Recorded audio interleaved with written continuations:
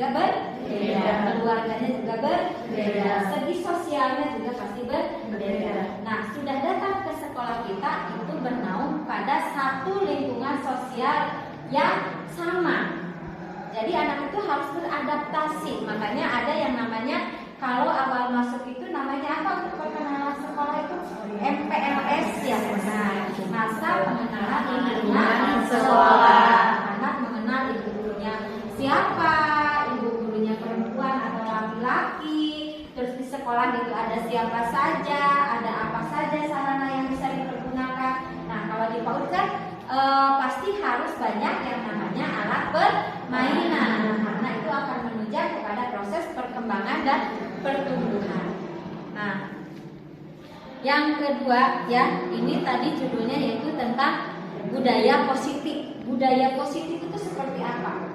Budaya positif itu budaya yang baik. Kita sebagai guru tidak memberikan suatu menjas anak, memilah-milah anak, terusan mengelompok-kelompokkan anak tuh, misalkan dari kalangan orang tua yang tua sama yang ini pasti berbeda nih cara penyampaiannya. Nah, di sini itu harus ada tentang budaya positif. Nah, paradigma belajar perubahan itu harus ada mulai dari diri sendiri.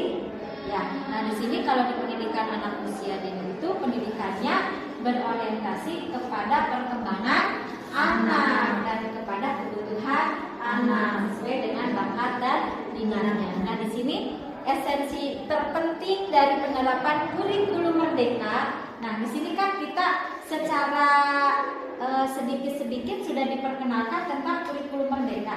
Padahal mah di PAUD itu sudah dikenalkan ya dari mulai kurikulum 2013, di mana kalau kurikulum merdeka itu lebih memerdekakan anak-anak memilih kegiatan sesuai dengan bakat dan keinginannya, bakat dan minatnya. Jadi kita sebagai guru sebagai fasilitator atau menyiapkan konsep-konsep permainan. Nah, di sini penerapan kurikulum merdeka belajar itu apa? Adalah perubahan paradigma guru. Di sini kan guru semua ya, guru-guru PAUD. Nah, jadi harus mengetahui dari awal karena pendidikan PAUD itu adalah fondasi yang utama dan yang paling utama. Paradigma perkenalkan dan situs-situs yang tidak boleh ya. Kalau di anak usia dini itu jangan ada kata tidak boleh, tapi pergunakan kalimat yang bisa dimengerti. Misalkan hal-hal ini yang harusnya. Kalau hal-hal ini adalah untuk orang dewasa, perkenalkan bahasa yang bisa dimengerti oleh anak. Yang selanjutnya, ke depan guru dan pengajar perannya digeser. Nah, ya, mereka bakal berperan sebagai fasilitator anak didik dengan berbagai sumber belajar yang digunakan. Jadi kalau ke depannya guru ketinggalan zaman juga, ketinggalan informasi juga, pasti akan tergeser nantinya. Anak yang akan lebih apa? Yang lebih maju, anak yang lebih mengetahui segala halnya.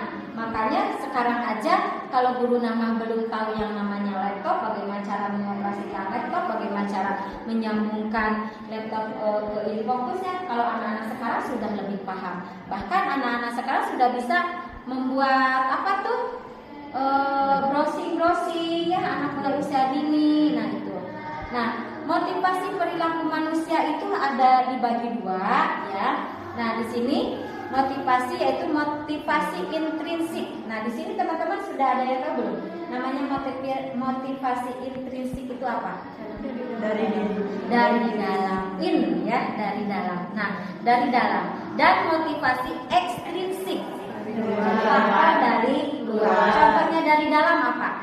Motivasi dari diri sendiri apa? Kemauan. Apalagi? Percaya diri. Apalagi? PD-nya. Terus amun kurang apa? Motivasi dari diri sendiri teh kuat mental. Nah, kalau motivasi dari luar, ekstrinsik, yang dijadikan kita mau berkembang, yang kita menjadikan mau mencari wawasan yang lebih lanjut lagi, ekstrinsiknya ini dari mana?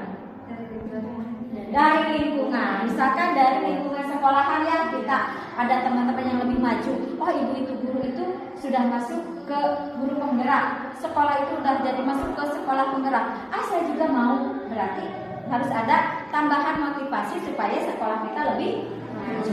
Itu namanya ekstrinsik. Nah, motivasi intrinsik lebih besar pengaruhnya daripada motivasi ekstrinsik. Kenapa coba? Karena Iya, karena sifatnya tumbuh dari dalam hati sendiri. Kalau kita ingin maju, kalau didorong oleh orang lain tanpa ada kesadaran dari diri sendiri, pasti tidak akan maju. Tapi kalau keinginan diri sendiri, kubatur tadi halang-halang, naon kuliah diri, naon ngajar, ning di rumah, pasti tidak akan maju. Tapi kalau keinginan kuat, saya ingin lebih bisa, saya ingin merubah paradigma kita, karena timbul dari dalam diri kita, pasti akan lebih berkembang dan akan lebih maju. Ada manfaatnya juga, nanti tidak terasa untuk diri sendiri, untuk keluarga, untuk lingkungan khususnya ya, dan umumnya mungkin untuk semuanya. Nah itu ya, kenapa motivasi intrinsik itu lebih berpengaruh daripada motivasi ekstrinsik. Kalau dari dua, itu mah berarti tidak penting, walaupun itu misalkan memotivasinya ini, tapi menganggap kita tidak penting, tidak akan masuk ke kita ya. Nah itu mulai orang.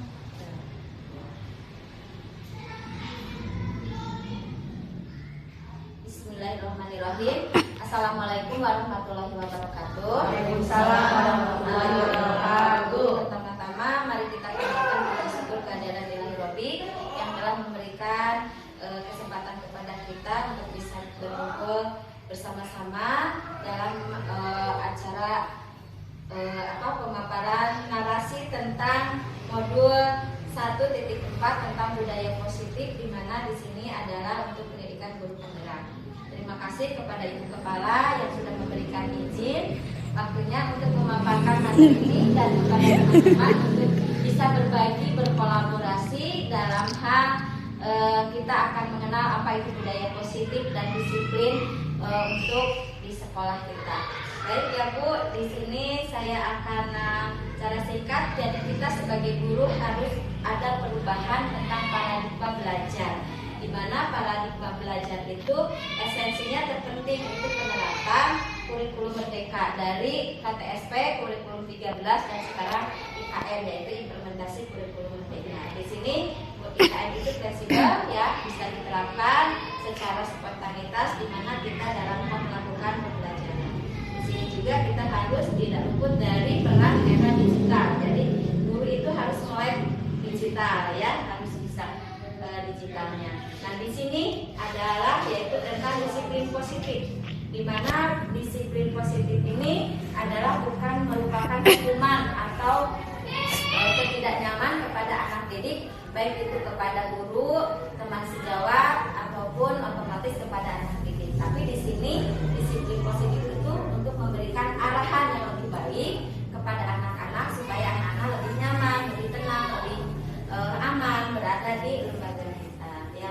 Nah, di sini tentang disiplin itu yaitu adanya motivasi ya, ada motivasi dari dalam diri kita ya, ada yaitu tentang motivasi perilaku manusia, di mana motivasi itu dibagi dua, ada motivasi intrinsik dan motivasi ekstrinsik. Intrinsik yaitu mulai dari dalam diri kita sendiri, dan ekstrinsik adalah dari luar. Di sini yang paling esensi itu yaitu motivasi dari intrinsik, motivasi dari dalam diri kita sendiri. Jadi disiplin itu yang dimulai diawali adalah dari diri sendiri. Ya, bagaimana cara disiplin motivasi itu? Misalkan datang tidak terlambat, terus pulang tepat waktu, ya. Terus untuk anak-anak juga itu, misalkan datang tidak terlambat, terus pulang tepat waktu, ya. Terus untuk anak-anak juga jadi pembiasaan, dijadikan kebiasaan, datang tepat waktu, terus menaati peraturan yang ada di sekolahan, gitu ya Bu ya. Terus nah ini ternyata dari situ teh kita sebagai manusia membutuhkan tentang akan adanya kebutuhan dasar manusia. Di sini ada 5 tentang kebutuhan dasar manusia itu. Yang pertama adalah untuk bertahan hidup, kedua penguasaan, ketiga kesenangan, keempat kasih sayang dan rasa diterima, dan yang kelima adalah kebebasan. bertahan hidup itu seperti misalkan kita untuk kesehatan, rumah dan makan untuk pemenuhan kebutuhan kita sehari-hari ya, dan kebutuhan kasih sayang di mana kita bisa berbagi kasih sayang, berbagi dengan teman sejawat, berbagi dengan anak-anak ya. Nah, terus kebebasan di sini kita bisa bebas berekspresi, bisa bebas mengeluarkan pendapat, bebas mengeluarkan argumen kita, tetapi dalam hal positif. Dan kesenangan di sini yaitu merupakan kebebasan, misalkan dalam hal bermain ya, kesenangan tentang tertawa, kesenangan tentang kita mau apa, tetapi ada koridor nah, kebebasan itu merupakan apa? Kebutuhan kebebasan ya, dalam hal piknik itu bisa. Nah, ternyata di sini juga piknik untuk merefresh ya. Nah, di sini ada posisi kontrol restitusi ya. Nah, kontrol. Iya. Nah, ini untuk guru. Ternyata guru itu mempunyai tentang posisi kontrol ya. Di mana guru itu ada yang seperti penghukum, membuat merasa bersalah, terus teman, pemantau dan manajer. Nah, di sini itu yang harus dikuasai. Penghukum itu menghukum secara otomatis kepada anak yang melakukan kesalahan. Nah, itu adalah jadi penghukum ya. Nah, ini adalah posisi kontrol yang ada di guru itu, yaitu ada penghukum, membuat merasa bersalah, merasa teman, terus manajer dan pemantau. Nah, di sini kita yang lebih baiknya itu adalah sebagai manajer, di mana posisi kita sebagai guru itu berbuat sesuatu bersamaan dengan murid. Jadi kalau misalkan ada anak yang melakukan kelas masing-masing kelasnya, jadi secara otomatis anak-anak itu akan merasa bukan dipaksa untuk menerapkan disiplin itu, tetapi sudah biasa karena terbiasa. Nah, itu ya Bu-ibu, seperti membuang sampah ke tempatnya, terus membersihkan kelas, tetapi semuanya hal itu adalah pertama yaitu kita berikan contohnya dari siapa dulu? Dari dulu. Ada kan yang meniru ya. Nah, ya itu tadi ya, kalau ada permasalahan di sini kita buat segitiga restitusi. Segitiga restitusi apa? Yaitu suatu proses dialog yang dijalankan oleh guru atau orang tua agar dapat menghasilkan murid yang mandiri dan bertanggung jawab. Tahapan-tahapannya yaitu satu, menstabilkan identitas, kedua, validasi tindakan yang salah, dan yang ketiga, menanyakan keyakinan. Ibu, validasi tindakan yang salah gimana? Validasi itu kita kan menstabilkan identitas, kita cari permasalahan dari anak itu apa, kenapa tidak bisa mengikuti kegiatan ini, misalkan gitu ya. Kenapa? Ya penyebabnya.